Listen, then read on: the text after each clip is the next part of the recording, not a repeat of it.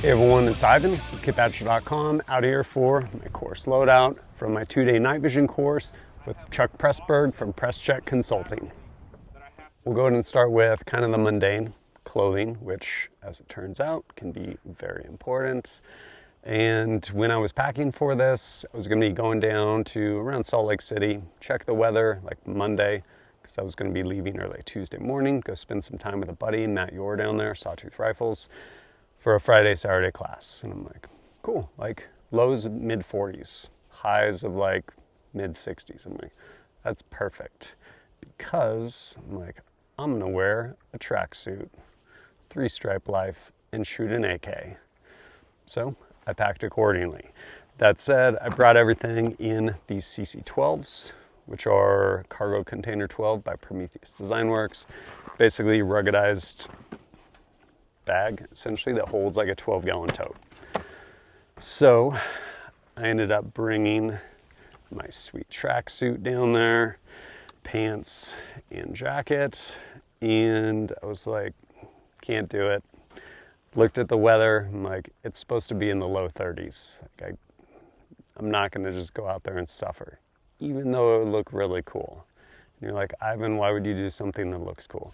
Let's be honest, most of the people out there were playing dress up. My dress up game is probably just cooler. But moving into it, I'm like, okay, that's not gonna work. I do not want to just freeze and be miserable out there for the sake of having a sweet tracksuit. So fortunately, I had brought my other like regular clothes, and I ended up wearing these, which are the Prometheus Design Works Raider Pants. I forget exactly which ones. These are basically kind of a thick, rugged, essentially like a soft shell material, and they're super dirty. Wore pretty much all this stuff 2 days in a row, and that range out there, the farm, pretty much full of moon dust. But yeah, I wore these. I will say they're not super warm, even though they're soft shell. So fortunately, my buddy Matt, I ended up borrowing a pair of long underwear, so I had those on under here. And then as far as belt, again, I was going to be wearing a tracksuit, so planned on carrying most of this stuff more or less on my chest, but I was like, still got to run a pistol. So how am I going to do that? So I actually have this belt by Agonic, I believe it is. It's like a everyday carry belt. It's material, there's stretch to it, and then there's like one rigid section that you can move to hang like a holster off of. So as originally, I even bought a bunch of safety pins. I'm like, I'm gonna just safety pin this straight to my pants. Boom, done under the tracksuit. But of course I didn't. So threw that thing on here, continuing my left-handed journey, other strong side, shooting pistol. So right here is outside the waistband, by Black Point Tactical for X400 Vampire. And yeah, these honestly did a really good job, especially coupled with those long underwear. Past that, wore like some t-shirts, and then also this guy, both nights. This is the, I believe it's the Celeris L2 zip-up hoodie or something like that, midweight. It's essentially a like level 2 as far as kind of layering system goes, but you can absolutely wear it like next to skin, kind of almost similar to like a waffle pattern, and nice insulation layer, nice and thin too, which is great. And then ended up wearing this right here, which is it's made by Prometheus Design Works Stratus down hoodie. It's actually really comfortable, and again, down, so it's warm. I will say it definitely I got hung up because I'm like, I want to stay warm, but I still need access to my gear. So like one of the nights I had it zipped open, trying to pull AK mags out, which are kind of unwieldy anyway. Definitely got caught up a little bit on this. That second night, like I've learned, I basically kept it zipped up under my gear. And then when I needed to, I would actually unzip it, break one side away so I had access to my pistol. But did a good job for me. Going back to not thinking it was going to be cold and then it being cold, these actually did a really good job. Speed Assault 2 by Salomon. I believe you can get them through US Elite, and super aggressive, really lightweight, which were awesome until it got really cold, and then it's like, yeah, I definitely didn't wear like insulated boots, which Not what these are made for, but it's what I had out there. Oh, and then also when we weren't doing night vision stuff, so before it got really cold and dark, I also was using this guy right here, which is the A.G watch cap by Prometheus Design Works. Again, really warm, definitely pretty clutch. Being able to throw that thing on and stay warm when I didn't need to have a helmet on. And speaking of helmets, I guess we'll jump into that. This right here is my helmet case by Otte. If I'm pronouncing that right, I don't know. I would like to think it's phonetic, probably isn't. But inside of here, I was running this guy right here, which is my ops core, and with it, the amp headset, and with that, these NFMI earplugs, I guess. So these are actually pretty cool. They are these little earplugs right here, and you put them in. They do a really good job just blocking out sound. And what I would do is, before we actually needed to have helmets on, I would just wear these Ear Pro, and yeah, did awesome. Obviously not amplified, but it was okay. I could still hear range commands and stuff. But then once it got dark, throwing helmets on, I would put this guy on. And with these amp headsets, the NFMI, near field magnetic induction, I believe it is. Essentially, you press a button on this ear cup over here, turn it on, and now they're amplified. So you can hear everything just like you could with your amplified hearing protection. But kind of the nice thing is, depending on how you're shouldering your gun, sometimes your stock can basically push up and break the seal on your Ear Pro. And if you're shooting around a bunch of people with loud guns, no matter how quiet your gun is, it can be really concussive and yeah, potentially cause hearing loss. So was basically running that setup. Did a great job for me. Fortunately, every person in the class was running suppressed. Thank you guys, which made it really nice. And then back here is the battery pack from Licentia Arms. It's actually sized for, you can put like PBS 31 Alpha battery pack in there. Also sized to fit a 10-round PMag, which is kind of handy. So you can only carry so many extra like spare batteries, and carrying weight for the sake of weight is kind of stupid as far as just like, I have a bunch of lead. Like, okay. I mean, I guess I too have lead, but it's in the form of bullets in this 10-round PMag, which because of weapon selection did not work with my gun, but it was still in there. And then over here is my Surefire Vampire light. Can basically move it back and forth between spectrums from white light to IR. Used it for checking targets, things like that, really handy. And then it's on this Veriarc, which because we were working outdoors, didn't really need it. Definitely nice though, to where you can move it if you're gonna be doing something like right here in front of you, so you don't have to crane your neck to get the light to go where you want. And then also these from Unity Tactical. One is IR, this one right here is red. Everyone needed to be marked just for the sake of accountability, running around at night with guns. So turn that thing on the low setting, plenty bright, and worked well. Night vision. Yes, night vision can actually fit inside this bag, but it came in this bag and I haven't swapped it over. Fortunately, thing's awesome. Just got a new set of DTNVSs from Licentia Arms, and they're crazy good. Where's 2650, 2642. Matched tubes. Pretty epic. So I was using these guys. Here's my mount. And they're awesome. Being able to have this set of tubes, again, clip it on my helmet there. And over on this one side, this right here is a mission recorder. So it's like 1080, I think it records in, which is okay.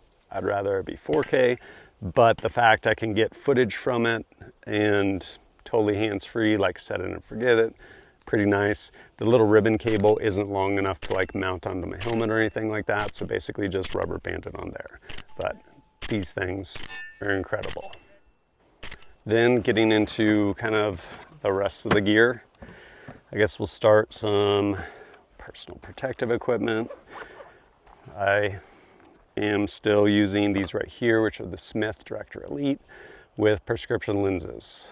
At this point, they are really beat up and they need to be replaced. I'm actually working with Revision. They just kind of started revamping their whole military line to include prescription lenses, ballistic. So hopefully gonna have some new ones out from them to put in some time with, see how those guys do. And then also, just wearing these, which are the, I guess, collaboration signature series of pig gloves from SKD Tactical for Chuck Pressburg, Presscheck Consulting. They are not warm, but they're gloves, so if nothing else, it's a contact glove. I will say they do a good job, especially with the touch capacitive part, being able to just work my camera, things like that at night. And again, not warm, but absolutely better than nothing. Then as far as getting into like carrying mags and ammo, ended up using this, which is the Spiritus Systems Mark V of their microfight chest rig, and with it their S.A.C.K sub-abdominal carrying kit, I believe it is.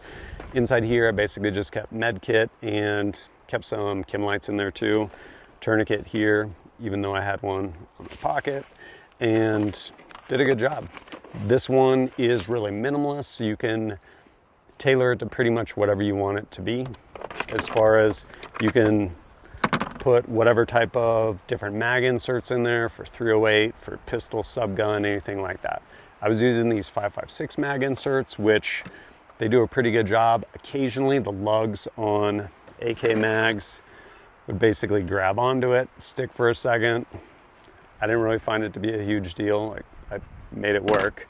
And so I guess with respect to ammo and stuff like that, had two of these guys, which are the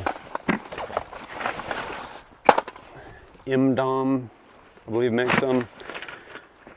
Basically, they're made to carry ammo. So in this guy right here, 7.62 by 39, it's all Bernal.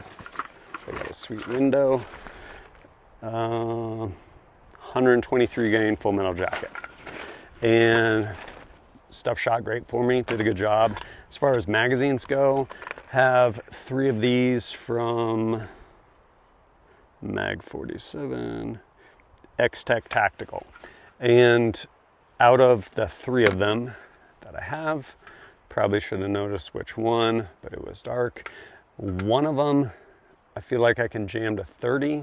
The other 2, they get to like 29 and it gets really tough, so I just left them at 29. But all of them fed, they all shot, did a good job. Other magazines I had, one of these guys, windowed. I cannot remember who makes it. Actually, Ian, the editor, owner, Recoil Magazine, he ended up giving me one of these. There's actually a cool backstory and I need to find it because it's a cool backstory, but ran great for me. And then of course, this guy here, which ships with the guns from Rifle Dynamics, and pretty cool little lasered logo on there, which I'm stoked on. And yeah, this one again did good.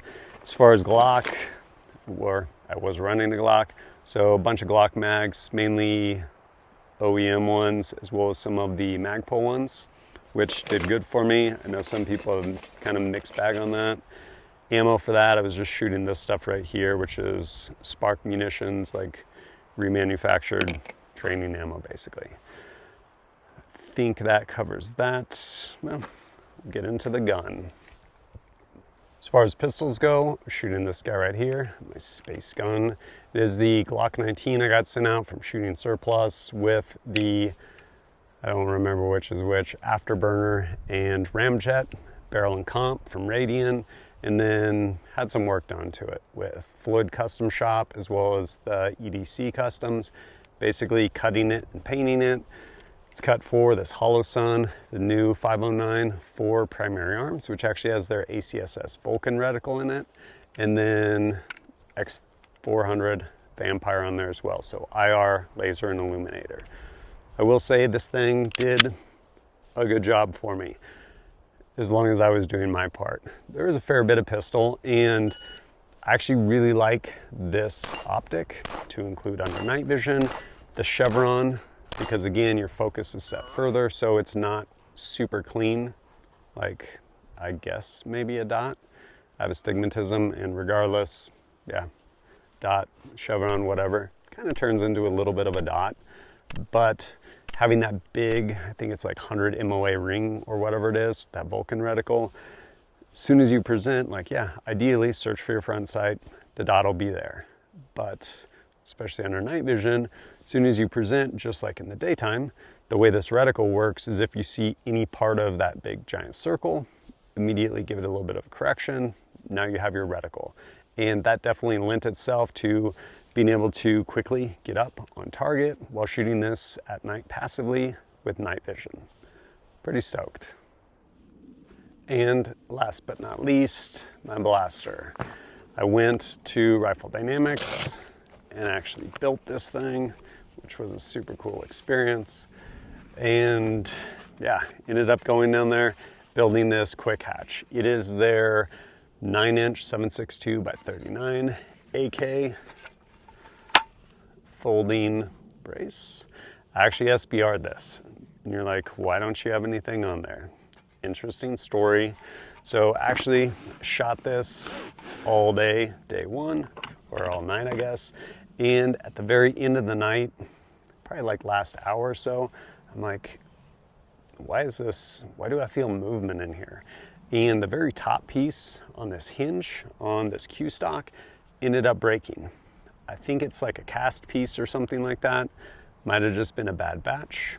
I don't know, but it happened. That said, it's still locked up enough, like there was some movement to it. Still locked up enough, like finished shooting the last hour or whatever it was and made it work. But I was like, damn, two fronts. One, it broke, which things happen. But two, Titus with the rest of the gun had painted it. Fortunately, it's just this piece here. So I'll be able to get a replacement. I already talked to them. They're sending one out, and I will put it back onto the stock so I can get this thing back on there, because really nice shooting it with the stock. But after that, switching to day two, well, I do have the SBA3 because it came as a pistol, but through the magic of FFL, I turned it into a rifle. I ended up actually borrowing a stock from my buddy Matt from Sawtooth Rifles. It was a Magpul CTR stock. Threw that thing on there, did an awesome job. For slings, I ended up using this, which is the Tactical Distributors lead slinger, play on words. And yeah, adjustable 2-point sling, did good. Up here, I kept it connected with this Blue Force gear. I forget what they call them. Basically, it's a sling attachment point where if you don't have or choose not to use like M-lock, some sort of QD, something along those lines. Again, did good for me. This, I can't remember who makes this little tiny hand stop. Really, I put it on there as for no other reason than it gave me a reference point. So it's at night, brand new platform, hadn't really shot before. Wanted to make sure that every time my hand came up, it's where it needed to be, so I could go ahead and activate my lasers technically. So since it was a night course, needed to be able to shoot. So both passively as well as actively. Right here is using this, which is the OTAL by Steiner. It is a strictly IR only laser. I could put that cap back on. And then for aiming, but then also need the ability to illuminate. So I was using this right here, which is the Key from B.E. Myers, and there's only so much space with how small this thing is. So basically pushed it out using this Thorntail adapter from Haley Strategic, I guess it is. And then back here, using this Surefire end cap. So if for whatever reason this connection died, which can happen, still had a button back here to manually activate it. And this Key, while they offer two different ones, they have a 10 degree and 40, which is what this one is. And then they also offer a 3 and 10. And so whatever that low number is what you have as far as degree of dispersion. And then the higher number, you basically flip over a cap, which I do not have on this right now, which would turn that 10 into 40. And it also uses a Vexel laser. Basically means there's a kyber crystal in there, but actually does a really good job with illumination. And then, I guess continuing with that, over here is a switch from Modlight, which is a dual lead switch. So I can have it plugged in here, and I can have it plugged in here. And when I press the button, hopefully they both turn on. I say hopefully because I ran into something where I was shooting and all of a sudden I no longer had my illuminator. And I'm like, what's going on here? Because this button honestly is magic. Because trying to operate different things, especially if you already own like a laser, even if it's a good laser that has an onboard illuminator, most of them are trash like until you get to the place of like a mall. And so with having a key G, you can basically have whatever laser you already bought, even a PEC 15 or something, and have a arguably better illuminator on there and run it with one button. So you're not, again, switchology, not trying to do a bunch of stuff when you just need it to work. Having said that, was using this, I'm like, sweet, everything's right there, press one button. And then at one point, all of a sudden, I wasn't getting illumination from my illuminator, just my laser. I'm like, that's kind of weird. Like, is it the connection, battery? Changed out the batteries, played with it. I'm like, it seems to be working again. Like, I don't know what it was. And then there was also a time where all of a sudden the laser stopped working. I will say the laser battery died, I had to switch batteries. But there were a couple times, as I mentioned, where the illuminator stopped working and my laser was still working. And what it was, I found out, is like you can kind of roll in here, but if you get too far back here, which I was doing sometimes, the switch would only activate the laser, which honestly, I don't know if that's by design or not. When I press it, I want everything. But that definitely happened, and it took me a minute to kind of figure it out. Once I did, which the solution is just mash the entire button. Easier said than done sometimes at night with gloves. But once I did that, then I would have both things as designed. As far as the optic on this guy, right here, this primary arms, little red dot, you're like, why don't you have an awesome aim point micro T2, which I do have on another gun? Because it doesn't matter. Like, that dot isn't necessarily much cleaner than this dot for me. Like, glass-wise, probably a little bit cleaner, but this thing honestly continues to work. And since I was running dual tubes, when you bring it up, right or left-handed, I'm shooting everything left-handed, when you bring it up, it's really easy, like the dot's there and you make your shots. I will say having really clear glass, like optically, definitely helps if you're running like a single tube PVS 14, something like that, but did a good job for me. And then Thunder Chicken, shot that, made this thing really nice and quiet, pleasant to shoot. Everyone was like, damn, like, is that subsonic? I'm like, nope, definitely not subsonic. 7.62 by 39. Did I run into any issues with this gun? Kind of-ish. So I shot, throughout that course, probably like about 800 rounds through this thing, and all of it suppressed. And so the beginning of day one, I ended up putting some grease on the bolt, everything like that, and like bolt carrier. And then beginning of day two, also put a little bit of grease on there and just shot this thing dirty. Like when I opened it up, I was like, wow, it's pretty dirty. And if you look at the side of this thing, like it is indeed really dirty, like really, really dirty. But yeah, just kept on shooting it. Then I want to say at the end of, I guess it'd be towards the end of day two, I ended up getting to the point where this thing was so dirty that when I'd go to do a mag change, get rid of that mag, come over here, and it would get stuck back because there is so much just fouling and stuff. Fortunately, the AK's charging handle is also forward assist. Just mash that thing forward and continue the journey. Honestly, this thing was so much fun to shoot and did a really good job for me. I will say probably time to actually clean this gun. That right there is my loadout from that 2-day night vision course with Presscheck Consulting. Overall, pretty pleased with everything. Awesome course, learned a lot, and yeah, there'll be links to everything down below. And as always, thanks for joining us at kitbadge.com. Look forward to seeing you next time.